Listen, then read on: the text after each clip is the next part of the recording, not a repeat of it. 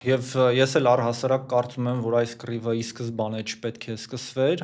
Ես կարծում եմ, որ վերջնարդյունքում տուժել է եւ Ռուսաստանը, եւ Ուկրաինան, եւ ամբողջ Եվրոպան, թերևս հարաբերականորեն շահած է դուրս եկել Ամերիկայի Միացյալ Նահանգները եւ թերևս Չինաստանը, եթե հաշվի չառնենք մյուս ռեգիոնալ խաղացողներին։ Եվ ես ամբողջությամբ համակարծիք եմ, որ այս խնդիրը երբեք չի եղել տարածքային վեճի շուրջ, այլ եղել է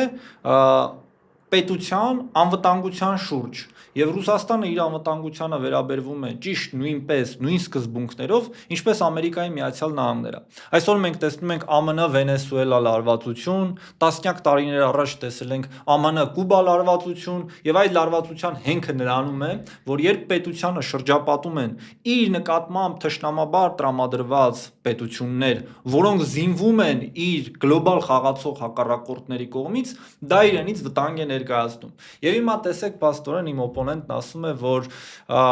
ցավալի կետ է, երբ ուկրաինացիները ըստ էության պետք է հետ քաշվեն եւ Դոնեցկի այդ շրջանը ամբողջությամբ պետք է ազատվի։ Մոռանում ենք նաև Խերսոնի եւ Զապորոժիայի այն հատվածների մասին, որոնք արդեն իսկ գտնվում են Ռուսաստանի տիրապետության տակ։ Իսկ այդ ամենը կարող էր ընդհանրապես չլիներ, եթե 2021 թվականին